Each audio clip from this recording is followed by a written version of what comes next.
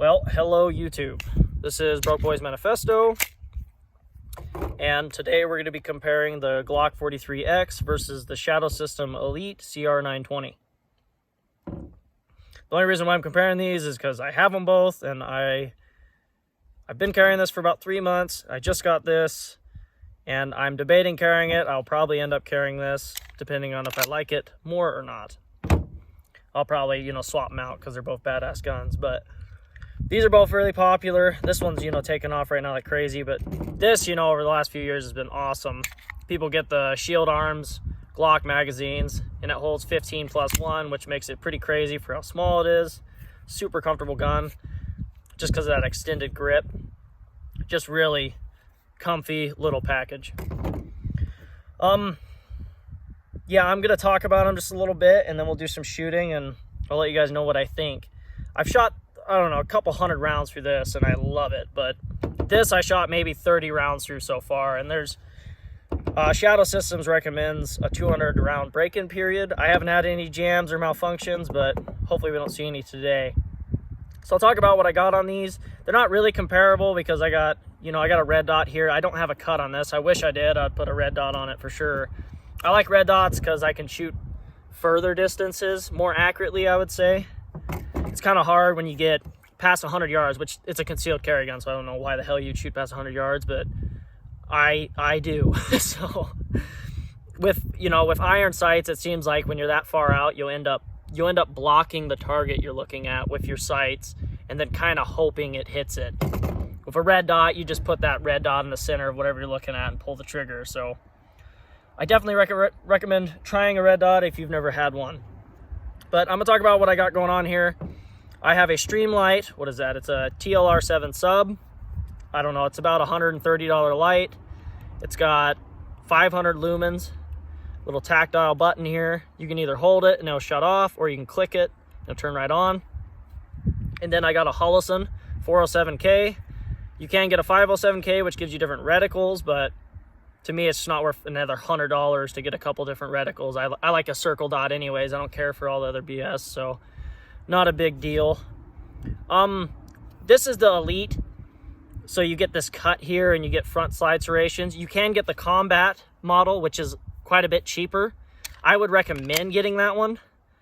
I got this because I have the cr920, and this is like a identical replica of it, but just smaller. So literally I bought this for cosmetic, for cosmetics. Big waste of money, but I like how it looks.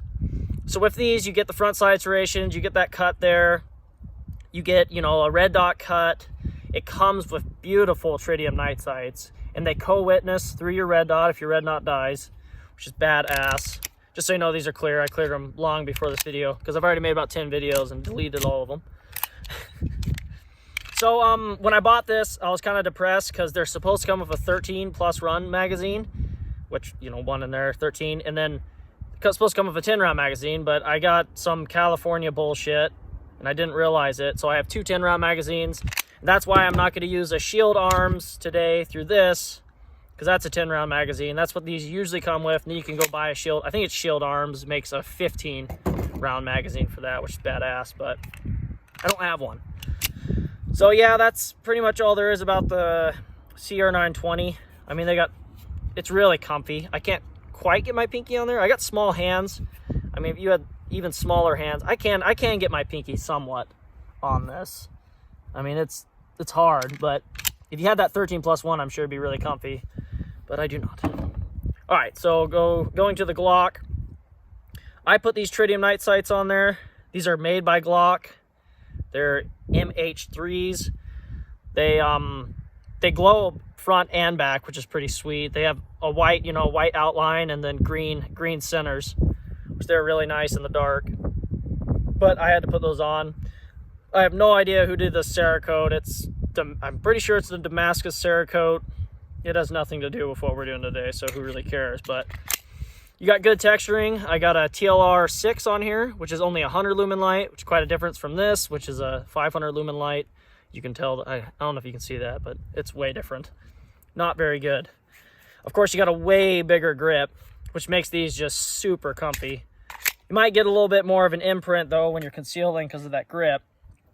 But you know, when you deck this out like this, it ends up being about exactly the same size gun.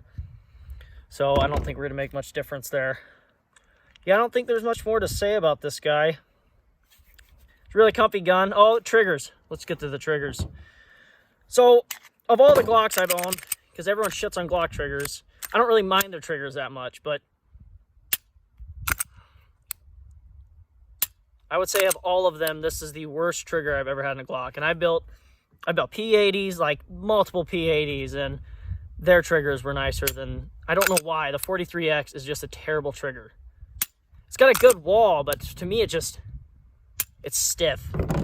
Shadow systems I love. I have the cr920, and they just have this take up and then this, like, I don't know how to explain it. It's like, it's not spongy, but it's just this little bit more take up, and then you know right where it's just gonna break. For me, I just, you know, if you're learning how to squeeze your trigger, it just makes it so much smoother. The reset's better, just everything about this trigger, I just love it way better than the 43X. All right, so yeah, let's do some shooting. I have, I don't know, probably the worst ammo today you could possibly shoot. I mean, I don't know, there might be worse ammo out there, but Tula steel case is what we're shooting today. I have 2 boxes. This one's not one I'm using, but I have 2 boxes, 50 rounds each of steel case Tula ammo. I don't know what grain these are. 115 grain. So this gun's supposed to have a 200 round breaking period. I maybe shot it 30 times. So hopefully today we won't have a bunch of malfunction, but I'm just gonna shoot 50 rounds through each of them, and then I will give my takeaway on which one I like more. Well, hopefully you guys can hear me. The storm coming just knocked you over. I just shot 8 rounds, and I look back and the stand's knocked over on the ground. So I'm gonna do it again. First video is gonna be the Glock 43X. I got 4 rounds in one magazine, and then I got an extra magazine on me with another 4 rounds in it. I'm gonna try to take out all 4 targets, reload, take out all 4 targets again. Yeah, that's what we're doing.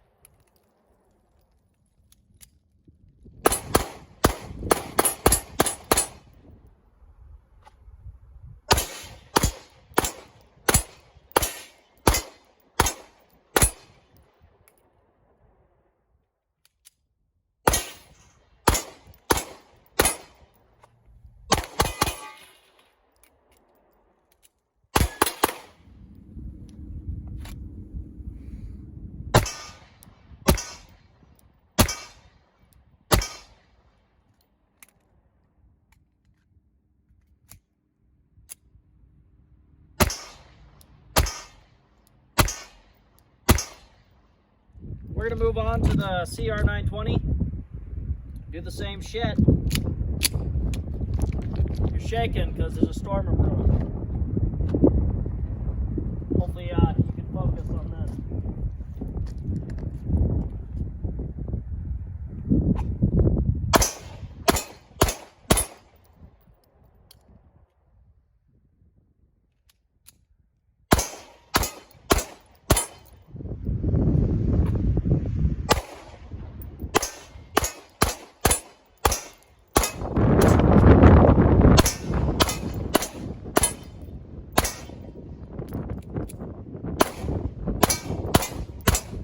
Fucking windy!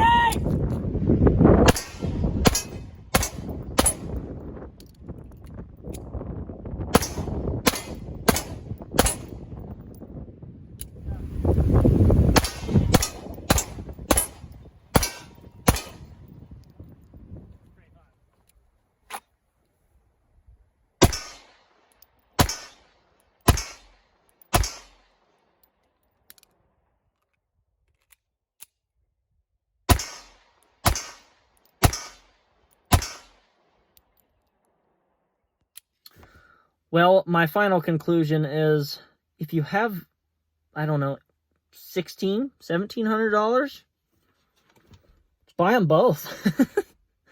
I fucking love them both. I really couldn't say which one I like more. I mean, you could probably lean this way just on the fact of how little it costs.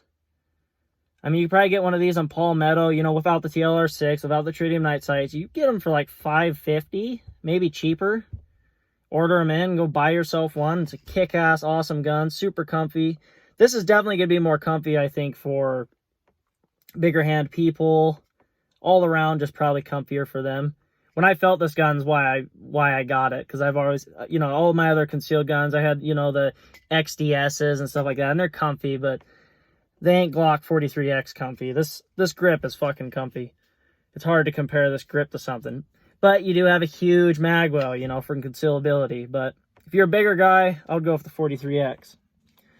I have small hands, so even without my 13-round mag, I can pretty much lip that with my pinky. And it really isn't that big of a deal. It isn't that big of a deal hanging it either, but I can really cram my fingers on there, which makes it kind of tight when you're shooting. I noticed my other hand, I'm literally riding my trigger finger on my other hand. But if you're thinking about what these guns are for, which is concealability, this gun's going to be way more concealable than this gun. Especially if you're going to leave it base, you know, just your tritium sights, maybe put a light on there because, you know, that direction doesn't really matter when you're concealing, but this gun is tiny when you don't have all the shit I have on it. I mean, you get way more concealability. So, I mean, it's all up to you. You know, this cost me probably $1,200. This, you know, with all my shit on it, it's probably $750, maybe $800. So, I mean, if you have money, go for it if you want it. It looks awesome. I love it. I'm probably going to carry it a lot. I'll also carry this one a lot. So, it's really up to you, you know. If you have less money, go for this. You ain't going to regret it. You have more money, you know, if it's just burning a hole in your pocket, might be worth it. It's fun. Matches my MR920. Reason enough for me to buy it. Pretty much. That's why I got the Elite. Fucking spend like $200 more just to get an Elite. I am an idiot. Yeah, that's my conclusion. I just love guns, so it's kind of hard for me to pick and choose. If I really hate something, I'll let you know. But so far, I'm happy with both of these. Either one, great guns.